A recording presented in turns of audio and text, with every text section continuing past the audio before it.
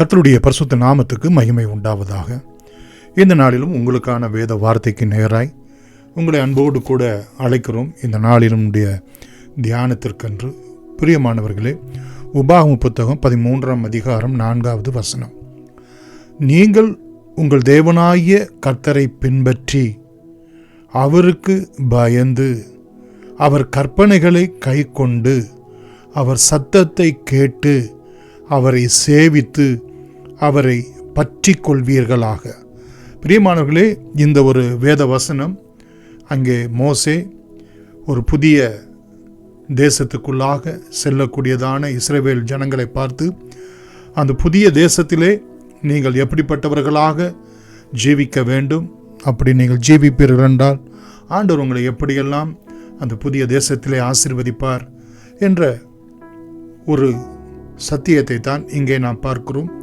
இங்கு தேசம் என்பது இந்த வருஷத்தை நாம் எடுத்துக்கொள்வோம். இந்த புதிய 2026வது வருஷத்திலே நாம் தேவனுக்கென்று, தேவனுக்காக, தேவன் மூலமாய் நாம் எப்படிப்பட்டவர்களாக ஜீவிக்க வேண்டும் என்று 6 காரியங்களை பார்க்கிறோம். ஒன்று, அவரை ஃபாலோ பண்ண வேண்டும், அவரை பின்பற்ற வேண்டும், அவருடைய வழிகளிலே நடக்க வேண்டும்.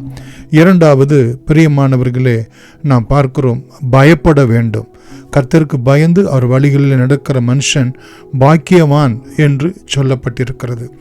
பிரியமானவர்களே, நாம் மூன்றாவதாக பார்க்கிறோம் அவருடைய வார்த்தைகளை, அவருடைய கற்பனைகளை, அவருடைய உபதேசங்களை கை கொள்ள வேண்டும். அவற்றுக்கு கீழ்ப்படிந்து நாம் நடக்க வேண்டும் என்று சொல்லப்பட்டிருக்கிறது.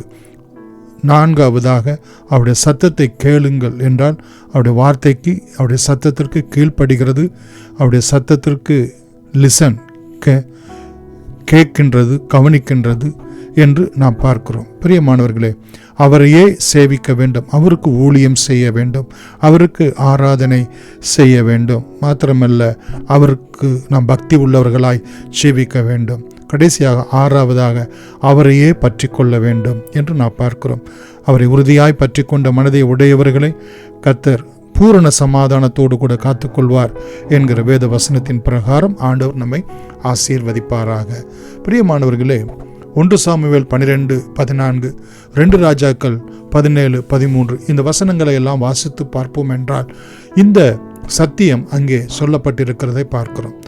2 ராஜாக்கள் 23:3 நாம் பார்ப்போம் என்று சொன்னால் இதனை ஒரு உடன்படிக்கையாகவே அங்கே ராஜாக்களும் ஜனங்களும் தேவனுக்கு முன்பதாக ஏற்படுத்தினார்கள். ஆண்டவரே, நாங்கள் உம்மை பின்பற்றுவோம், உமக்கு பயப்படுவோம், கை கொள்ளுவோம் என்று அவர்கள் உடன்படிக்கையாகவே தேவ சமூகத்திலே அவர்கள் நடப்பிக்கிறதை பார்க்கிறோம்.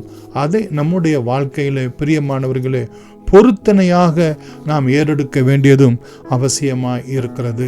கர்த்தர் நல்லவர், அவருடைய கிருபை என்றும் உள்ளது. ராஜாவும் அவனோடு யூதாவின் மனுஷர் யாவரும், எருசலேமின் குடிகள் அனைவரும், ஆசாரியர்களும் தீர்க்கதரிசிகளும், பெரியோர் துவக்கி சிறியோர் துவக்கி பெரியோர் மட்டும் உள்ள சகலரும் கர்த்தரின் ஆலயத்துக்கு போனார்கள். கர்த்தருடைய ஆலயத்திலே கண்டெடுக்கப்பட்ட உடன்படிக்கையின் புஸ்தகத்தின் வார்த்தைகள் எல்லாம் அவர்கள் காதுகள் கேட்க வாசித்தான் என்று நாம் பார்க்கிறோம்.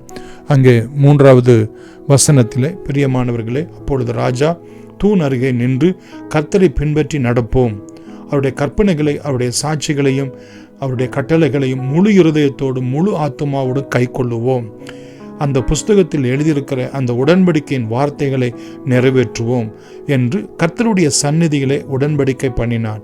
ஜனங்கள் எல்லாரும் உடன்படிக்கைக்கு உட்பட்டார்கள் என்று நாம் பார்க்கிறோம். கர்த்தர் நல்லவர், அவருடைய கிருபை என்றும் உள்ளது.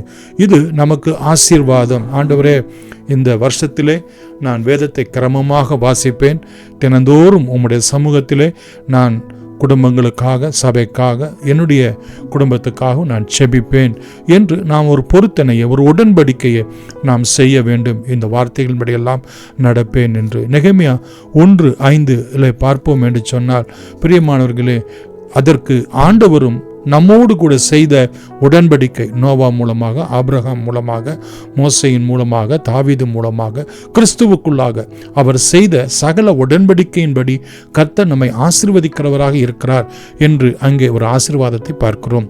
119 சங்கீதம் 1:3 பார்ப்போம் என்று சொன்னார், நாம் அவருடைய வார்த்தையின்படி கட்டளையின்படி நாம் நடக்கும்போது பாக்கியவான்களாய் பாக்கியவதிகளாக விளங்குவோம் என்றும் அங்கே சொல்லப்பட்டிருக்கிறது. எரேமியா 7 அதிகாரம் 23 வசனத்திலே பார்ப்போம் என்று சொன்னால், இந்த சத்தியத்தை ஒரு கட்டளையாக நாம் ஏற்றுக்கொள்வோம் என்றால் அது நமக்கு நன்மையாய் விளங்கும் என்று சொல்லி அங்கே நாம் பார்க்கிறோம். எசேக்கியேல் 11 அதிகாரம் 20 வசனத்தை, இந்த ஆண்டவருடைய கட்டளைகளை நம்முடைய அன்றாட ஜீவியத்திலே நாம் பயிற்சி செய்ய வேண்டும், பிராக்டிஸ் பண்ண வேண்டும். அப்பொழுது தேவன் நமக்கு கொடுக்கக்கூடிய ஆசீர்வாதம், அவர் நம்முடைய தேவனாகவும் நாம் அவருடைய ஜனமாகவும் அவர் என்றென்றும் நம்மை ஆசீர்வதிப்பார். யோவான் 14:21 பார்க்கிறோம், அவருடைய வார்த்தைகள் படியெல்லாம் நாம் நடக்கும்போது அவர் நம்மிடத்திலே அன்பாய் இருந்து தம்முடைய காரியங்களை, தன்னுடைய ஆசீர்வாதங்களை நமக்கு அவர் வெளிப்படுத்துகிறவராய், ஆவிக்குரிய காரியங்களை வெளிப்படுத்துகிறவராய் இருக்கிறார். இன்னும் உபாகமம் புத்தகம் 30:20 பார்க்கிறோம், நாம் இப்படிப்பட்ட கட்டளைகளை, கற்பனைகளை நாம் கைக்கொண்டு அவரை சேவிக்கும் போது அவரே நமக்கு ஜீவனும் தீர்க்க ஆயுசுமாய் இருக்கிறார் என்று நாம் பார்க்கிறோம். மாத்திரமல்ல, உபாகமம் புத்தகம் 28 அதிகாரம் 1 முதல் 14 வரைக்குள்ள வசனங்களிலே பிரியமானவர்களே, நம்முடைய போக்கையும் வரத்தையும் ஆசீர்வதிப்பார், நம்முடைய கற்பத்தின் கனியை ஆசீர்வதிப்பார். பிரியமானவர்களே, நமக்கு விரோதமாய் உருவாக்கப்படும் வாய்தம் வாய்க்காமலே போகச் செய்வார்.